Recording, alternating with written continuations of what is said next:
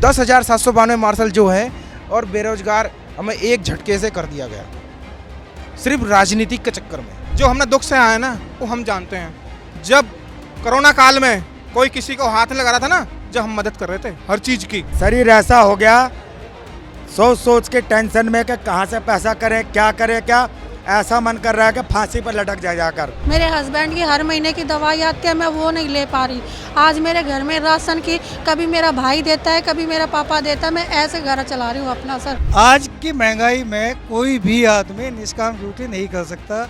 अगर कोई कर सकता है मेरे सामने लेके आओ, मैं उसकी गुलामी करूँगा। कि दोनों सरकार से हम हाथ जोड़ के प्रार्थना करते हैं कि गलती किसी की भी हो, हम दोनों सरकार से ये कहना चाहते हैं कि गलती किसी की भी हो, हमें हमारा अपना रोजगार हमें वापस कर दो। हम आपसे हाथ जोड़ के यही प्रार्थना करते हैं। 2 लाख रुपए कर्जे में हूँ। मैं नौकरी ढूंढ के परेशान हो गया, नौकरी नहीं मिल रही और जहाँ भी नौकरी लेने जा रहा हूँ सारी जगह पैसे ले रहे हैं। आतिश के पास जाते थे कि भाई आप बीजेपी के गुंडे हो, बीजेपी के पास गए तो आप आम आदमी के वो। 2014 से मैं भर्ती हूँ, तब से यहाँ तक हमें झेलते हुए आ रहे हैं। इनमें कोई कार्रवाई नहीं होती है, इसमें शोषण इतनी भरी हुई है कि पूछो मत। नीचे से लेकर के अफसर से ऊपर तक। हमारे बच्चों के लिए सोचो, हमारे लिए नहीं। हमारे सिर्फ पेट के लाग, जो पेट के लिए आ गए हमारी, सिर्फ उसे बुझा दो। सिर्फ हमें कुछ नहीं चाहिए, सिर्फ हम पेट के लिए खड़े हैं। नमस्ते, मैं शुभम और आपने देखना शुरू कर दिया है नर्डिक न्यूज़। अभी हम दिल्ली में सचिवालय के पास मौजूद। आप मेरे पीछे देख सकते हैं, तमाम लोग प्रदर्शन कर रहे हैं। प्रदर्शन का कारण कैसे जानते हैं? क्योंकि ये लोग काफ़ी लंबे समय से अपनी मांगों को लेकर प्रदर्शन कर रहे हैं। प्रदर्शन क्यों कर रहे हैं, क्या मांगे, इनसे पूरी जानकारी लेते हैं। क्या नाम है आपका? राजेश कुमार सिन्हा। सिंह साहब, मुझे आप एक बात बताइए, अभी जनता मंतर पर भी प्रदर्शन कर रहे थे और आज यहाँ भी प्रदर्शन कर रहे हैं, तो प्रदर्शन से हासिल क्या हो रहा है? बात जो है ऊपर तक पहुँच नहीं पा रही क्या अभी तक? ये दोनों पार्टी की सहमति है। आज जो मीटिंग हो रही है सचिवालय में, अभी उसके बाद ही कुछ बताया जा सकता है कि क्या हो रहा है क्या नहीं है। और जिससे पहले हुआ है? उससे पहले तो ना तो भारतीय जनता पार्टी साथ दे रही थी, ना आम आदमी पार्टी। कुछ समझ नहीं आ रहा था कौन क्या कर रहा है। लेकिन आज दोनों पार्टियां मिलजुल के इस बात पे वो कह रही है कि भाई इनको पक्की नौकरी दी जाए, और एलजी साहब के भी साइन कराने की दोनों की बात चल रही है। अभी मीटिंग चल रही है अंदर। मेरा तो ये कहना है, जितने मेरे 10,700 जवान हैं, इनकी तरफ से दोनों पार्टियों को हाथ जोड़ के विनती है कि हमें अच्छी खबर दो, हमें पक्की नौकरी दे दो। हम जो आप कहोगे, दोनों पार्टियां, हम आपके साथ हैं, हमेशा आपके साथ हैं। कभी हम आपसे गलत नहीं है और ना हम आपको गलत बोलना चाहते हैं। देखिए, पार्टी के खिलाफ तो आप नहीं बोलेंगे, लेकिन चुनाव आ रहे हैं तो मुद्दा इसलिए तो नहीं गरमाया जा रहा। नहीं, चुनाव में तो ये है, जो हमें नौकरी देगा, जो नौकरी हमें पक्की करेगा, चाहे वो आम आदमी पार्टी दो या भारतीय जनता पार्टी दो, हमारे सिर माते हैं, हम उन्हीं को वोट देंगे। लेकिन छीनी किसने है नौकरियाँ? भाई ये छीनी तो ये भी कह रहे हैं कि केजरीवाल ने छीनी, लेकिन एक मेरा मानना है, जो देगा वो छीनेगा नहीं। अब कहीं ना कहीं कोई एक सोच हो जाती है कि भाई क्या नाम है, आम आदमी पार्टी ने वोट के लिए शायद इनको रखा है। थोड़ी एक कन्फ्यूजन है इनको, ऐसा कुछ नहीं है कि भाई उसने निकाले हैं। लेकिन ये कहते हैं कि 1968 एक्ट जो है इनका, वो निष्काम ड्यूटी में आता है। निष्काम ड्यूटी जब होती थी, जब ये संविधान बनाया गया था, मतलब 1968 एक्ट लगाया गया था, उस समय होती थी। आज की महंगाई में कोई भी आदमी निष्काम ड्यूटी नहीं कर सकता। अगर कोई कर सकता है मेरे सामने लेके आओ, मैं उसकी गुलामी करूँगा, चाहे वो नेता हो या IAS हो, IPS हो या कोई भी हो। कितना भत्ता मिलता है उस ड्यूटी में? हाँ सर, तो भत्ता कितना मिलता है? भत्ता हमें 24,000 रुपये मिलता था, ठीक है। 800 रुपये प्रतिदिन के हिसाब से? 800 रुपये प्रतिदिन के हिसाब से। और मैं 99 से भर्ती हूँ, उस समय हमें 199 रुपये मिलते थे, ठीक है। और इस उम्र में आके आप एक चीज़ बताओ, हमें सिक्योरिटी वाला भी वहाँ जाते, भाई आपकी तो एज ज़्यादा होगी, आपको कैसे रखा जाए।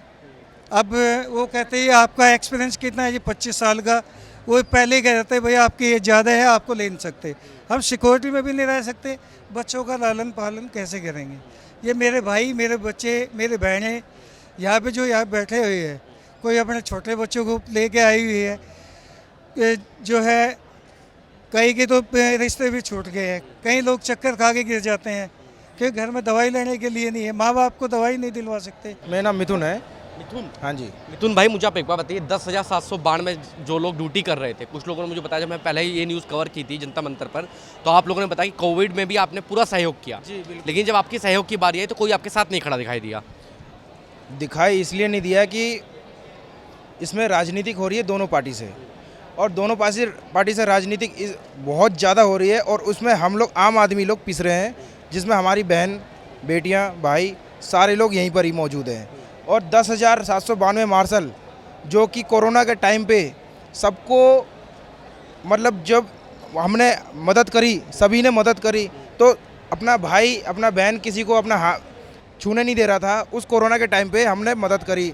जिसको ऑक्सीजन चाहिए था उसको ऑक्सीजन पहुंचाया, जिसको वेंटिलेटर चाहिए था उसको वहां तक पहुंचाया, और जिसको खाना चाहिए था उसके घर तक पहुंचाया हम लोगों ने।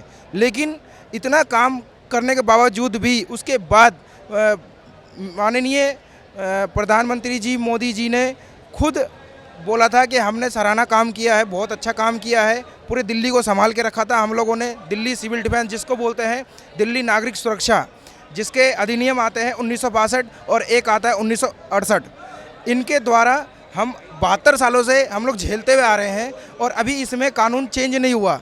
और जब मेरी भर्ती है 2014 की मेरी भर्ती है, और 2014 से मैं भर्ती हूँ, तब से यहाँ तक हमें झेलते हुए आ रहे हैं। इनमें कोई कार्रवाई नहीं होती है, इसमें शोषण इतनी भरी हुई है कि पूछो मत, नीचे से लेकर के अफसर से ऊपर तक। अभी पहले हम आर्मी के अंडर में थे, आर्मी से फिर उसका हमें रिलीव कर दिया गया दिल्ली पुलिस के अंडर में, फिर वहाँ से रिलीव कर दिया गया हमें रेवेन्यू डिपार्टमेंट पे। हम ये कहना चाहते हैं कि हमें शोषण क्यों किया जाता है? हम तो देश सेवा कर रहे हैं। मैं खुद 12, 13, 14, 15 सालों से मैं अपना देश सेवा कर रहा हूँ, ना कोई पैसे के लिए, सिर्फ हाँ भत्ता मिलता था। वो किस लिए कि हमें रोटी के लिए, वो भी आधा रोटी मिलता था, वही भत्ता मिलता था। इस वजह से हम ड्यूटी कर रहे हैं, और निष्काम सेवा हमारे में सब में भरा हुआ है, कूट कूट कर भरा हुआ है। 10,792 मार्शल जो हैं, और बेरोजगार हमें एक झटके से कर दिया गया, सिर्फ राजनीतिक के चक्कर में। जो आपको भत्ता मिलता था वो केंद्र सरकार देती थी या स्टेट गवर्नमेंट देती थी वो भत्ता आपको? ये जो है स्टेट गवर्नमेंट देती है हमें, ये ऊपर से कहाँ से आता है हमें ये पता नहीं, हमें जो है दिल्ली सरकार देती है। और ये जो मैं कहना चाह रहा था, अभी हम ड्यूटी करते हैं, जैसे पेड ड्यूटी कर रहे थे जो हमें भत्ता मिलता था, उसके साथ में हम निष्काम ड्यूटी भी कर रहे थे। भाई जैसे कहीं आग लगी, बाढ़ आ गई, कोई भी आपदा होगी, वहाँ पे भी हम काम कर रहे हैं। लेकिन हमारे साथ में कोरोना योद्धा बोलने के बाद खुद प्रधानमंत्री जी ने बोला कि भाई कोरोना योद्धा, अब कोरोना योद्धा को यहाँ पे बिठा के आपको मिल क्या रहा है? कोरोना योद्धा तो काफ़ी लंबे समय से बैठे हैं, आप जनता मंत्र में प्रदर्शन कर रहे हैं, आप लगातार, आप अभी आपने एक जगह सुना भी होगा जहाँ तीसरी का प्रोग्राम था, तब आपको गुंडे बता दिया गया था। ये दोनों पार्टी ने बता दिया गया, हमें फुटबॉल बना हुआ था। आतिशी के पास जाते थे कि भाई आप बीजेपी के गुंडे हो, बीजेपी के पास गए तो आप आम आदमी के वो। तो अब क्या है, दोनों की सहमति होगी, अब हम किसी के गुंडे नहीं हैं, अब इनके क्योंकि चुनाव आ रहे हैं इसलिए अब दुलारे बच्चे हो गए, क्योंकि इलेक्शन आ रहा है। हमारे कई जवान, 2 या 3 जवान हमारे धरने के दौरान हार्ट अटैक आया और उनकी मृत्यु हो गई। दूसरी बात, एक जो 1.5 साल पहले बस को बैक कर रहा था, हमारा जवान वर्दी में था और बस को बैक कर रहा था।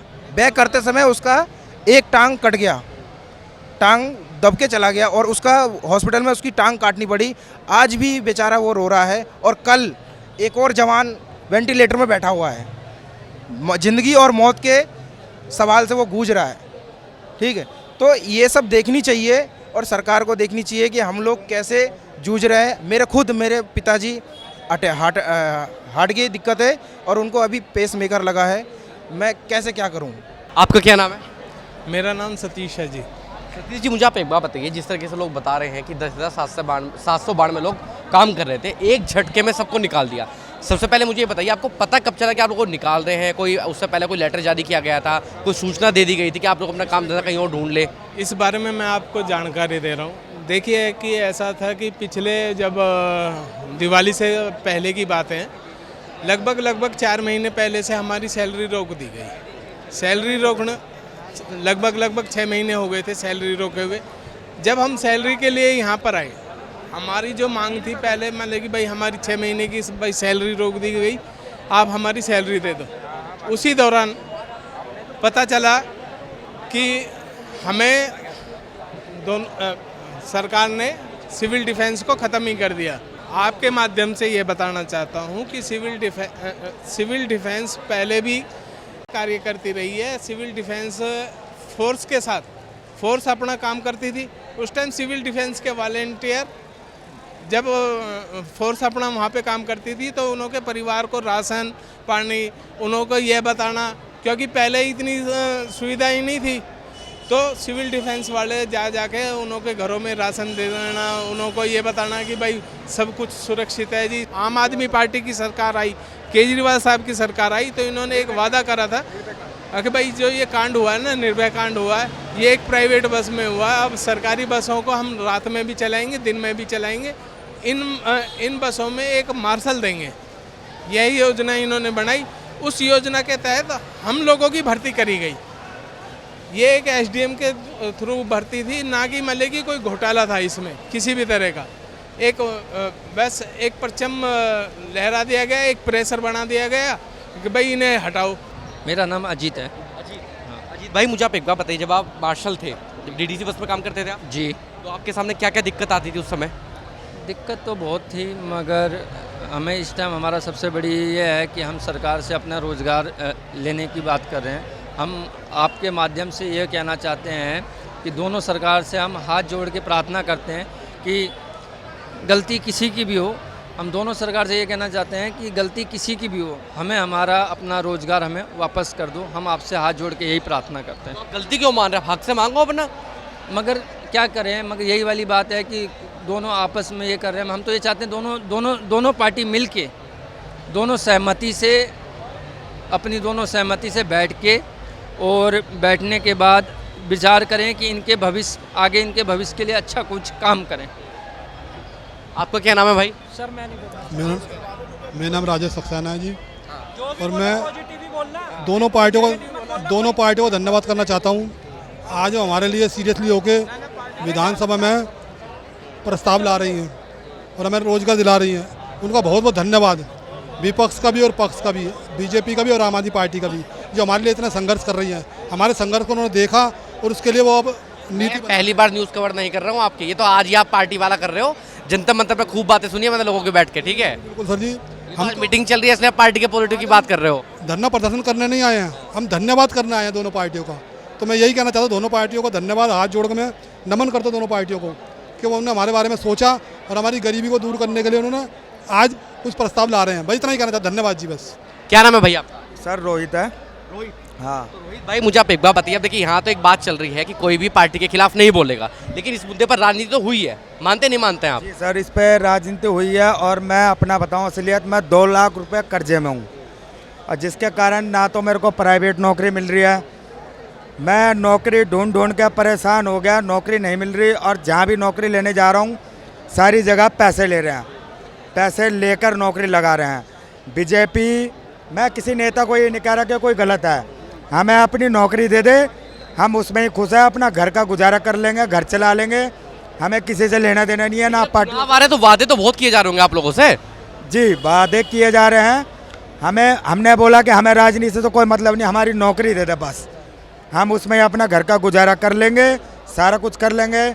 और बच्चे की फीस तक नहीं भरी जा रही हमसे, इतना बुरा हाल है हमारा कि शरीर ऐसा हो गया, सोच के टेंशन में कि कहाँ से पैसा करें, क्या ऐसा मन कर रहा है कि फांसी पर लटक जाकर, इतनी बुरी हालत हो गई है हमारी। आपका क्या नाम है भाई? मैं नहीं बोलूँगा सर, मैंने राजनीति में पढ़ेंगे नहीं, अपनी समस्या भी नहीं बताएंगे। आपका क्या नाम है भाई? मेरा नाम कपिल कुमार सिंह है। कपिल? हाँ जी। तो कपिल भाई, मुझे आप एक बात बताइए, इसमें गलती किसकी है? अब देखिए, कोई माने ना माने, गलती तो किसी पार्टी से हुई है, मानते नहीं मानते आप? जी देखो, इसमें गलती हम कुछ कहेंगे नहीं कि कितनी है। गलती तो पता है, गलती पता है, लेकिन हम कुछ कहेंगे नहीं। हम बस यही चाहते हैं कि दोनों सरकार से कि आप दोनों मिलके आप मिलके हमारा हाथ जोड़ के प्रार्थना यही करेंगे, पार्टियों से हमारा काम हो जाए, हमें रोजी रोजगार मिल जाए। मुझे मैं अभी एक किस्सा बताता हूँ। मैं जनता मंत्र में चुनाव जब आपका प्रोग्राम कवर करने आए थे, वहाँ प्रदर्शन कर रहे थे, तो वहाँ तमाम लोगों ने आम आदमी पार्टी को शिकायत की थी कि आम आदमी पार्टी को हमारी नौकरी गई है। मानते नहीं मानते इस बात को? भैया अब हम कुछ नहीं कह सकते, अब कैमरा बंद कर लीजिए प्लीज, वहाँ से निर्णय आएगा जब लोग थे वो, आप ही तो लोग थे। हमारा निर्णय आने दीजिए, हम किसी के खिलाफ कुछ बोलेंगे, बस हम नहीं लगाते, हम अपने रोजगार के लिए आए। भगवान से प्रार्थना है आज हमारा रोजगार वापस मिल जाए, बस हमें रोजी रोटी वापस चाहिए। हम नहीं चाहते किसी राजनीति नहीं चाहते। आज मुझे एक बात बताइए, देखिए जब तक 1 साल से आप लोग प्रदर्शन कर रहे हैं, कोई नेता आया मिलना आप लोगों से? राजनीति मत करो, लेकिन समस्या तो बताओगे ना। आप लोग 1 साल कौन सी पार्टी के नेता आए थे बताइए मुझे? भारतीय जनता पार्टी का भी आए थे। कौन नेता आए थे, कहाँ आए थे मिलने? क्या नाम है, मनोज, वो क्या नाम है, विजेंद्र गुप्ता जी भी आए थे। कब आए थे? काफी टाइम हो गया। हमारे एमएलए साहब आए। परिवार के सदस्य हैं, अगर वो सुबह के बोलो शाम को करा रहा है हमारे पास, तो हम उसे भूला नहीं कहेंगे। हम उनको मानते हैं ना गलती हुई है, ये नहीं करे गलती, हम उनको शाम करो हमारे पास आ रहे हैं ना, हम कहेंगे हमारे परिवार का हिस्सा, हमारे सुख दुख में आज वो हमारे साथ दोनों पार्टी बढ़ चढ़ का हिस्सा ले रही हैं। हम तहे दिल से धन्यवाद करते हैं दोनों पार्टियों का कि आज हमारे लिए कुछ ना कुछ रोजगार सुनिश्चित करने के लिए पक्का रोजगार हमारे पास लाके सोल्यूशन निकल जाएगा। उम्मीद है, उम्मीद है जी, आज उम्मीद है। आतिशी मैडम आई हुई है, तो पूरी उम्मीद है कि आज हमारा काम होके रहेगा सर। 11-12 महीने होगा मैं बैठे हुए करते, आज तक हमारे अभी दो मुद्दे हैं हमारे सर। एक हमारा 60 साल की एज कर दी जाए और ESI फंड लागू कर दिया जाए हमारा, बस हमें कुछ नहीं चाहिए। दोनों पार्टी से हाथ जोड़ के निवेदन है कि हमारा ये काम कर दो, हम और कुछ नहीं चाहिए सर आपसे, बस हमारा ये काम हो जाना चाहिए। घर में छोटे छोटे बच्चे हैं, फीस नहीं दी जा रही, बच्चों की ट्यूशन छूट गई। आज भी आपको आश्वासन दे दिया गया, फिर क्या करेंगे आप लोग? मैं कहता हूँ आश्वासन का टाइम तो खत्म हो चुका है। आश्वासन का टाइम तो जो खत्म हो चुका है, मैं सिर्फ इस माध्यम से कहना चाहता हूँ, मेरा नाम ललित गुज्जर है, और मैं सिर्फ 2 बात कहना चाहता हूँ। जो हमने दुख से आया ना, वो हम जानते हैं। जब कोरोना काल में कोई किसी को हाथ लगा रहा था ना, जब हम मदद कर रहे थे हर चीज़ की, खाने की, पीने की, दवाई की, जो चाहिए थे हम ला के लेगाते थे, भग के लेगाते थे। और आज हमें दुख मिल रहा है कि हम रोडों पे पड़े हैं, मगर हमें ये उम्मीद है भगवान गुरु गोरखनाथ बाबा माँ के दिन चल रहे हैं। सिर्फ मैं एक प्रार्थना करता हूँ दोनों सरकार से, सिर्फ हमारे बच्चों के लिए सोचो, हमारे लिए नहीं, हमारे सिर्फ पेट की लाग जो पेट के लिए आ गए हमारी, सिर्फ उसे बुझा दो। सिर्फ हमें कुछ नहीं चाहिए, सिर्फ हम पेट के लिए खड़े हैं। और सब मैं इस माध्यम से बताना चाहता हूँ, जितने मेरे भाई बहन बैठे हैं आज के टाइम में इतने पीड़ा से परेशान हैं कि शायद मैं जानता हूँ या मेरे आंसू जानते हैं इस चीज़ के लिए, समझे भाई? सिर्फ धन्यवाद। दोषी कोई नहीं, पर नहीं, दोषी जो होगा वो तो भगवान को पता होगा दोषी, मगर मैं अपने दिल से नहीं कह सकता इस चीज़ के लिए, ठीक है? उम्मीद दोनों पार्टी से है पक्का? मैं से प्रार्थना करता हूँ सिर्फ मैं, सुनो एक मिनट, दोनों बैठे हुए हैं इस टाइम, दोनों किस लिए बैठे हुए हैं? दोनों हमारे लिए बैठे हुए हैं, क्योंकि हमारा दर्द समझ के कि हम रोड पे 1 साल होने को जा रही है, दर दर की ठोकर खा रहे हैं। सिर्फ मैं कहना, सिर्फ आज भी आश्वासन मिला तो फिर क्या करेंगे आप मुझे बताइए? मैं फांसी लगा के मर जाऊंगा अगर आज भी आश्वासन मिला। हाँ जी, ये मेरा वादा है। क्या नाम है आप? सर मेरा नाम अनीता है। अनीता जी, कितनी महिलाएं प्रभावित हुई हैं? जो 10,700 बाढ़ में से कितनी महिलाएं थी उसमें? पता नहीं सर, हम अलग अलग 3-4 हज़ार मान बता रहे हैं होंगे सर, मुझे आइडिया नहीं है इस चीज़ का। सर मुझे इतना पता है कि हम 1 साल से जिस परिस्थिति से गुजर रहे हैं ना, मेरे हस्बैंड हार्ट पेशेंट है, लास्ट ईयर उनको पेस मेकर डला है, 5 स्टेंट डल चुके हैं, मेरे दोनों बच्चे स्टडी कर रहे हैं, उनकी स्टडी रुक गई है, मैं फीस नहीं भर पा रही, मेरे हस्बैंड की हर महीने की दवाई आती है, मैं वो नहीं ले पा रही। आज मेरे घर में राशन की कभी मेरा भाई देता है, कभी मेरा पापा देता है, मैं ऐसे घर चला रही हूँ अपना। सर मैं दोनों पार्टियों से हाथ जोड़ कर रिक्वेस्ट करती हूँ कि हमारा रोज़गार हमें वापस दिया जाए। सर हाँ, क्या बोले आप इससे ज़्यादा, जब हम अपना घर का गुजारा नहीं चला पा रहे, प्राइवेट नौकरी हमें मिल नहीं रही, ओवर एज हम हो चुके हैं, ठीक है? इसमें कितने साल काम किया आपने मार्शल में? 7 साल किया है मैंने। हाँ जी।